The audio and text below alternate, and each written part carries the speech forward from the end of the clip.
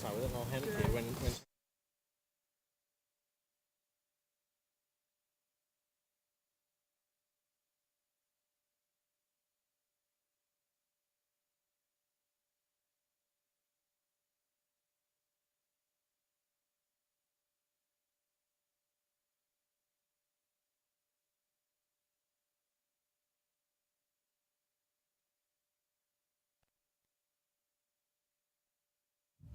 I think we tested this one. Testing this one. And welcome here to our inaugural episode of In the Crease, Major League Sixers style. We're at the beautiful Mars Stadium here down at the Martin Sports Complex. I'm joined with some fantastic people who we're just going to have a bit of a chat about what's going on for Sixers as we go on for the next 3 years and where we head up. And I'm joined down on the end here, Bailey Eastman. She is a player with the Melbourne Makos. I've got Ryan Sparks, ALN, all-round nice guy who sits on cameras. Anson Carter, who has been an Australian player, both box and field. And down the end, the assistant coach of the Adelaide Red Bellies, Caitlin Ryan, who has graciously joined us. She loves being here. But we just wanted to have a bit of a chat about Sixers as a whole, and I'll probably start down with you, Bailey, as you've just left the field. What are your thoughts on the new game? Initially, I was a bit hesitant with the sport. I was like, from 10s to 6s, I was like, oh, without playing it. But it is insane. It is a beautiful sport. I love the intensity. I love just how everyone gets a turn. It is so exciting. Yeah. And as a coach, Caitlin, yourself, what do you think of the new format of the Sixers game? I think it's really exciting. It's great. It shows, the athleticism of the Australian athletes, which I think is always where we shine. It shows beautiful stick work, and I think there's just no time to be asleep or be caught on your back foot, which is really exciting. Yeah. And I know the man next to me on my right has been up in the commentary box with me, a player who's just come back from Utica, looking at this Sixers game. Anson, your thoughts on this? We've heard you in the commentary box, but you're kind of getting to love this game. Yeah, again, I was a bit sceptical at the start when this first concept came into it, but after watching it and come alive beyond the domestic leagues where it's a bit to and fro, but here with the athletes, the good stick skills, the eliteness of this program and the great venue, it's actually really exciting. I love it. The pace is exciting, the stick skills are there, and a lot of goals. I love it. And a man who started the Australian Lacrosse Network, Mr. Ryan Spark, you've been up on the camera all week, keeping up with the play. How's that been in this game? What's your thoughts on it? I love the game. I'm insanely jealous that I'm still not playing. I think I've spoken to Anson about that. I think generations past will wish that they got an opportunity to do this. And with the Olympics on the horizon, I mean, it's pretty incredible to get everyone pumped up for it. It's an amazing concept. The Lacrosse Australia have done so well with this tournament as a whole. It's only going to get bigger as we go to the Olympics. A little one on logos.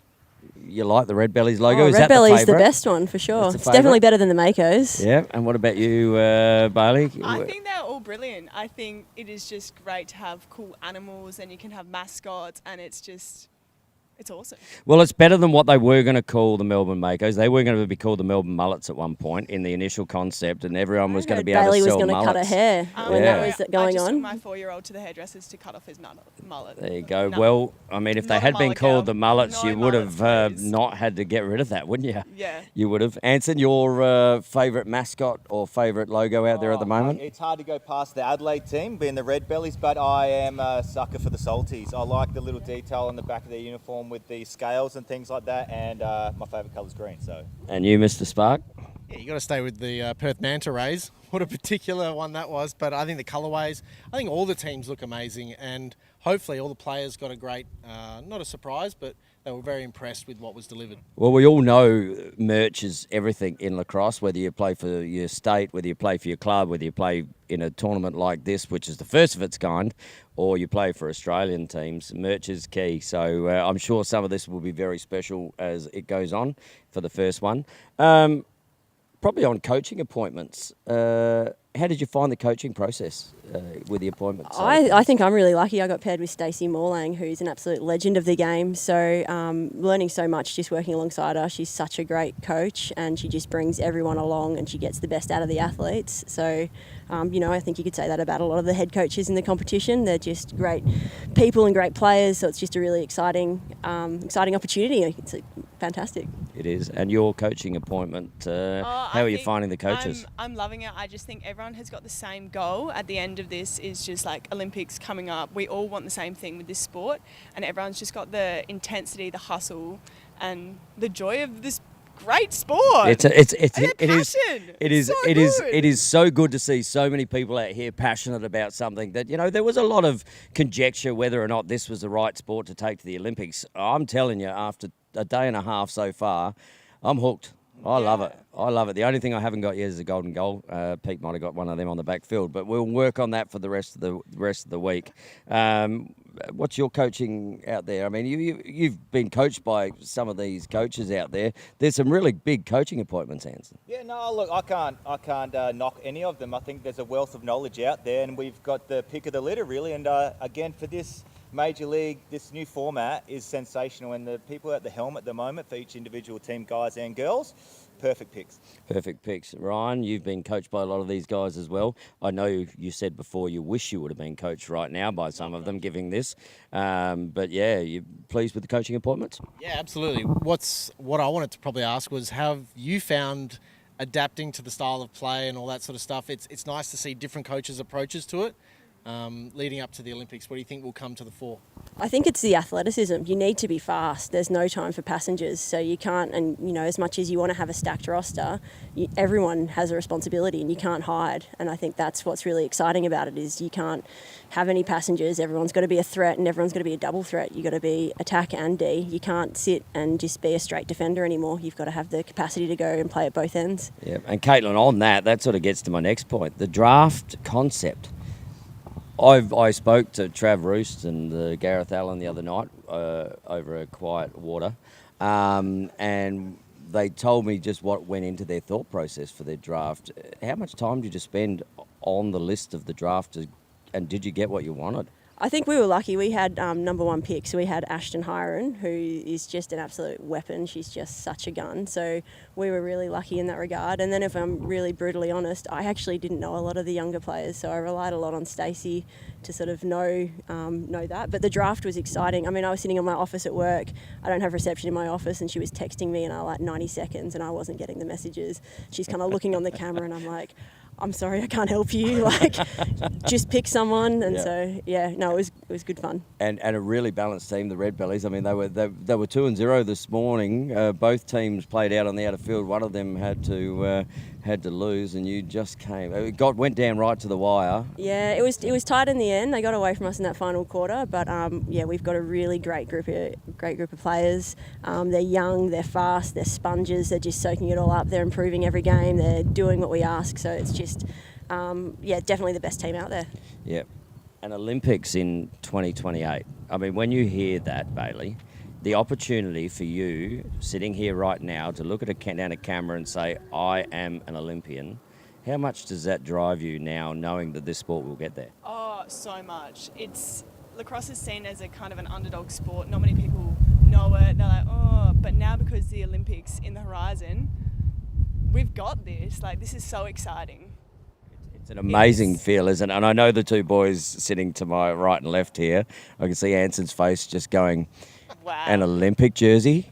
What would you do right now to have an Olympic jersey? For these young players coming through, tell us what a player who is still an amazing player would do to get one of these Olympic jerseys. Well, look, to play for Australia in itself is absolutely phenomenal and an honour in itself. But then for the next step for lacrosse on the mainstream stage, Olympics is just like, it's unheard of. And probably to echo Sparksy a little bit here, like if we were 10 years ago and this was available, we'd be all over it. But look, we get to watch this awesome thing. We get to see it progress, and you never know, down the line, he and I might be on the sidelines as a coach one day. You never know, do you, Ryan? It's there. Again, I ask you the same question. I mean, you say you're retired, but who never knows? With goalies, they only get better with age, goalies, by the way. That's my opinion. What would you do right now if you could turn back the clock a little and have an opportunity to be in LA in 28? I think as a player, you can sort of take lacrosse as serious as it can be, but I think with the Olympics on the horizon, it's going to be that forced. I'm taking it seriously now, and I think it will also give the players the recognition they deserve for all their previous hard work. To be able to hopefully get the funding to be able to go train, to be able to go see physios, that sort of thing, to be able to be looked after at the next professional level is probably the most exciting thing, because I think we all wish we could just play lacrosse full time. Yeah. Some of us wish we could play lacrosse still, or even didn't have to get forced retirement, or even commentate full time. Well, I mean, hey, to be able to run ALN and make that thing a full time gig would be incredible, and getting this to the next professional level, I think, is the most exciting thing. I think we are, and I know you touched on that commentary. I mean, I have myself now set my goal to be the first Olympic commentator for Australia. This game was always about giving back for me. I played, I loved it. I had the most amazing people in my life. So to be able to give something back to the game now, that's why we do what we do. At the end of the day, I think. But we are creating the game right now. Caitlin, you've seen now a day and a half. What has your thought process changed in the last day and a half on what you thought the game was going to be like, and now you're in game mode? I think we had done a lot of preparations using a lot of picks, but the reality is it's just not working at the moment. It's just they're too fast, they're too fatigued. So we're just having to sort of go back to the basics, and it's the teams that are doing the basics the best that are winning games. So that's kind of where we're at the moment. Yep. And we saw that while we were commentating before, the ball movement in the first game that we saw with the women's really did set teams apart, didn't they? Rather than the pick and roll. Yeah, exactly. Well, the Makos took their opportunities and did it well, and probably a bit cleaner with their stick skills. And unfortunately for the Mantas, it just didn't pay off for them. They were finding the looks, but it was just a little bit to the side or missing the cage, so not getting the resets, and that all bites you back, doesn't it? It does. So creating the game, we saw you up 11-2 at halftime in your first game today. Yeah. The ability for a team to come back into it, and you ended up winning quite comfortably in the end, but there was a moment there where we have these resets in teams coming back. How does that feel out there with these short quarters? It is so scary because it is such a quick game, and you're up, but for how long? Because everyone is so quick, everyone is so fast, everyone is just so, I don't know, brutal. They all want the same thing. We all want to win, and we all want to be there as a team and work together to get that goal in the back of the net. So it is scary being up because they're going to hunt you down, but yeah. And as a player, I'll stay with you. As a player running out there at the moment, how is this weather playing a part for your fitness and your recoveries? Yeah, look, it's pretty tough. Yeah. The hydration breaks are the best thing that has ever happened to me. I'm like, I want more timeouts. Hydration break, great. Okay, I can have another rest. But there's a lot of water going on my shirt, back of my neck. I'm just lying there. And no coaching though. No. I'm just, water, splash me, please. It is hard because it is a run and gun game. Because you have to be fit, but you just got this sun that is blazing you, and you're so dehydrated, you're so tired, but you can't stop. Yep. Because they will get you. Could you have played this game in your heyday? Yeah, I would never say no.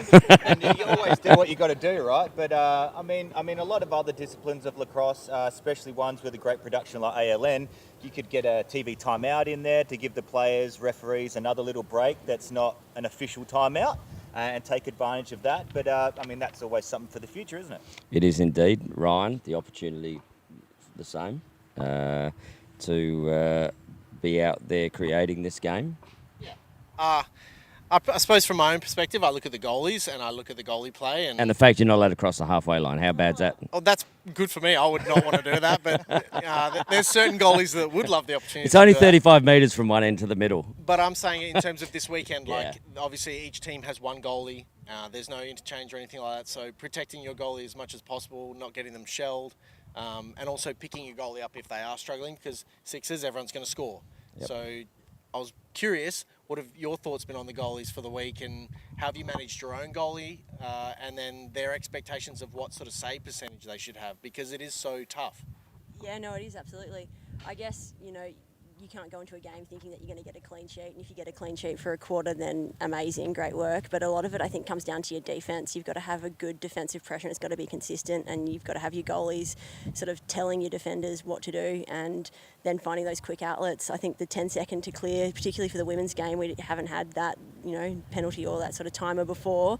That's the really big change that the goalies are having to adjust to, because, women's in field, it's very much a clear and then someone runs it down, whereas you're getting caught out doing that now. So it's just sort of a bit of an adjustment on that end. And we hear the shot clock banged on about all the time in international, but now we have a shot clock. How are you finding that? Oh, everyone's freaking out about it, but you don't ever get to the full 30. Like, I think I've maybe seen the shot clock expire twice or 3 times. Like, people are taking shots at 17 seconds and then running back and are wondering why they're cooked. Like, take the full 30.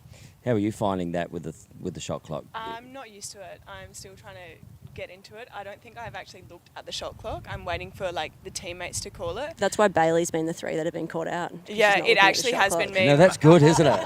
Hey? I know. I hear Note to the the coaches out there, just give it to Eastman and just tell her She there's... just runs around, she sees a butterfly, she I stops, she know. looks at it. I see Caitlin and go, "Hey, Caitlin." Oh, okay. Nice shirt, wish I was on the red team. But it's so hard. To use it wisely, I think everyone is struggling with, because we're just not used to it. It is a new concept for us. And you can get a goal with a couple of seconds, and we need to use that more to our advantage, get to 25 seconds and then start your attack. We're just so used to, as Caitlin was saying, we're so used to 17 seconds. Oh, we need to get in the back of the net. Yep. So, yeah. Yeah, so it's, as I said, it's that real combination of box lacrosse without the physicality and the field lacrosse with shooting. It's very much so. Players to watch. Anson, you've watched now a few games intently. Anyone out there, one person maybe, that just has surprised you in this format of the game? I was always expecting Jack Price to be massive in this, as a guy who went away and played in Alabama, and he's just an explosive, big athlete for the men's. But a younger one for me is Jake Mannix. We had him on the last game before, and he's got great balance, great footwork. Again, I like the way he looks. I'm all about that. Look good, feel good. He's number 22, by And the he's way. also number I mean, 22, it just... so I'm a bit partial there. But again, and the younger Will Dallason's doing another great job. A young fella who's coming up, trying out for the under-20 Australian team, banged 9 goals the other day, so that's amazing. But yeah, I thought Jack Price for me is a bit of an excitement machine. He can pull a lot of things off, and he was one for me to watch out for from the beginning. And Caitlin, you've now seen all bar one side.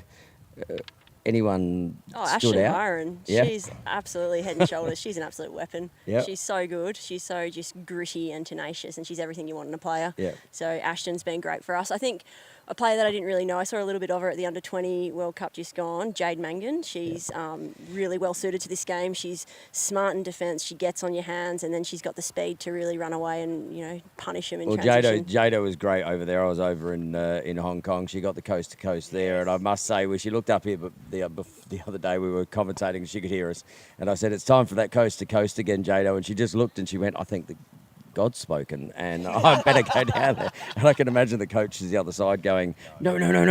But she's been able to get on the board. Bailey, yourself, you've played against some great players. Is there anyone that surprised you out here that you hadn't seen a lot of, and you went, "Wow, hang on, this player, whether it be young or older"? I think we just first, is it Ruby in the orange team, the Ruby goalie? Reagan? She was... In the Austin. She Holly was... Austin.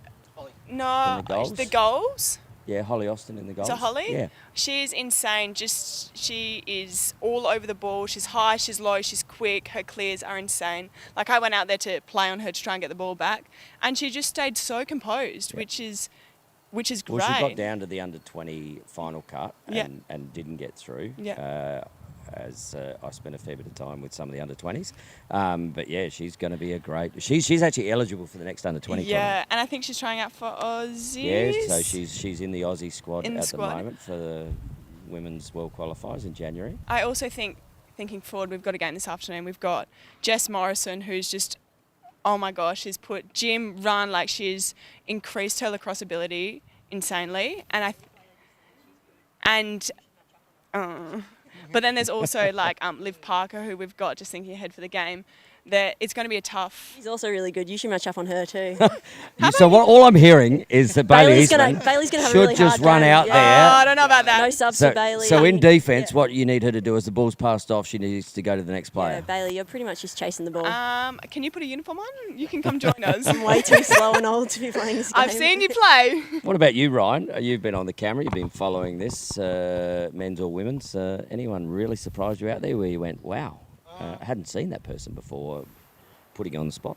I feel like it's really hard to pick a player while I'm filming because I'm so worried about framing everyone in and not losing the ball. But I'm partial to Daniel Bowater. I feel like Bit of Bobo. I like the guys and girls that are fast on the field and can also get their shot away quickly and back and forth between the lines. And people who can create their own shot, I think that's the biggest and most important part of the game because it's hard to get, once you get locked up, then the field compresses and the way to the goal is so hard. So people like Matt Houston who can sprint past their person and draw someone and then dump it, I feel like those are the most exciting people to watch. Yeah, and look, for me, I'm lucky. I get to commentate 15s, 18s, seniors, and then some of the Australian stuff. So I've seen a lot of players coming up through the ranks. There's one this tournament for the Red Belly. It happens to be for the men's Red Bellies. Ryan Dancy.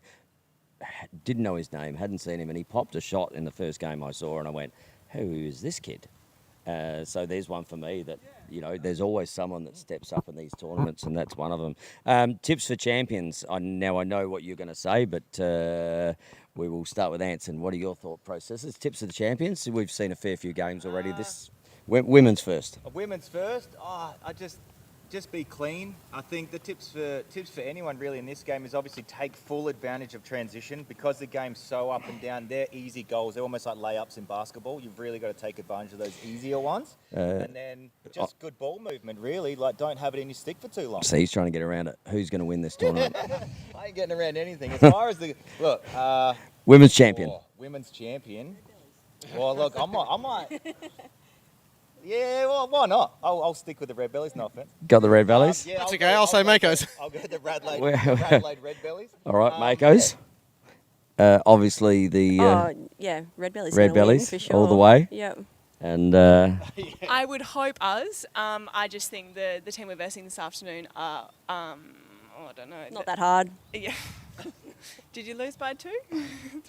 But Well, they're going to be tough. I'll tell you what, The South Australian team. my tip is on the Sydney Seahawks Yes. in the women, but Yeah. I think it's going to be a Red Bellies Sydney See, Seahawks final. I said that on the will. first day. Yeah. So we'll see how that is. And on the men's side, what's your thought process on the men's side? I don't know how many games you've You can You've tell. seen? The men's, Makos. And Makos Yeah. again. So a Mako double. Yeah, I hope so. Yep. I hope so. Lovely. Obviously, that's what I'm thinking as You well for the thinking Red men's. Bellies for Yeah, the it's got to men's? be the Red Bellies. Well, they went down today on the Addo. Just, I did maybe. see I don't know, I that. actually didn't pay that much was trying attention. to watch the.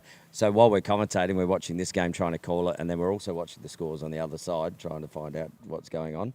Anson, your tip for the men's Well, for champions? I reckon the Makos are going to be tough to beat. They've got a really balanced side all the way from the goalie, all the way through the midfield transition guys to really good, solid attackmen. But the way I saw the Salties move that ball today in that first half of the game, if they can do that for 4 quarters, that's going to be tough. The battle of the 1 and 2 picks, Jay versus Sean. Yep, correct. It was for you, right? I did like the Red Bellies early. I like their strategy about choosing as many great lefties as they can. So because obviously. No, we did. I had this conversation with the coaches the other night in my room, and they talked about that they were going to pick 4 lefties to start.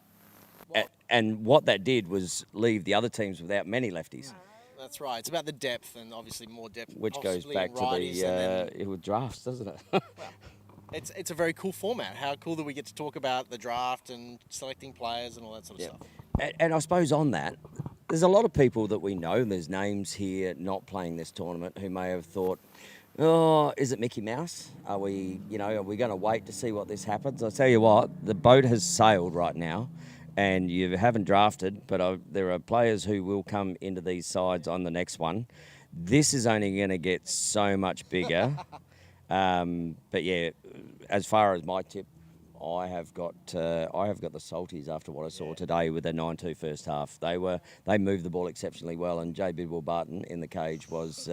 I'll say he's a huge man. I mean, everyone's big to me, but he's a huge man. Now, speaking of big, have you seen the championship rings? I've actually tried it on. So you, That's allowed, is it? visualization. I like that. Apparently, Gav said he tried it on and it got fitted to his finger, so I had to take it off him and It's try a it bit on. rich for a guy who's currently sitting at 0-2. I know. Oh, I know. no, hey, absolutely right. I mean, this might be the only time he touches it. Exactly. Yeah, I think he got a bit ahead of the game, but He we'll did. see. Nothing. Well, I mean, something could happen. And you've seen the ring? Yeah, I got shown it just before we came Yeah. out here.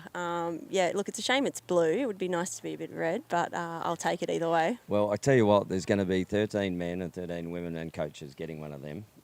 They will be something in the future, because this is the first ever. And last year, or year before last, we had the first ever women's box champions in Victoria. There was a trophy written, and on that trophy was Melbourne or Victoria. Now, in 100 years, when we may not all be around, someone will be looking at that trophy going, that was the first ever winners. I wonder who was in that team. So that's really special when you think about that. That we look at trophies now from 100 years ago, 80 years ago, and think, wow, we won that back then, but who was that? Who played in that? Yeah. Well, this is obviously with the Australian Lacrosse Network, you'll be able to go back and watch it, because it'll still exist in some way, shape or form. We're probably just going to finish up there. It's been great having a chat, but I'm going to ask one word to describe Sixers. I'll start down that end. Exciting. Exciting? Yep. Speed. Speed? Hot. Hot? Intense. Intense? I haven't seen any tents anyway. Oh, yeah, there's tents out the back. There actually was a tent set up There was there a tent out behind there. the umpires. Yep, Yep. there was tents. Yeah, no, it's fantastic. Well, thank you so much, Caitlin and Bailey, Sparksy, and Ants. It's great to have you out here in this in the crease, because this is where all the muck gets talked about. We appreciate your time. We wish you well for the rest of the tournament. This weather will go away tomorrow. It'll be a little bit cooler, and let's see if that changes things. But thanks for sitting us with here on the Australian Lacrosse Network, and we look forward to what happens in the rest of the tournament. Thanks for having us. Thank you very much. No worries. Cheers, mate. Cheers.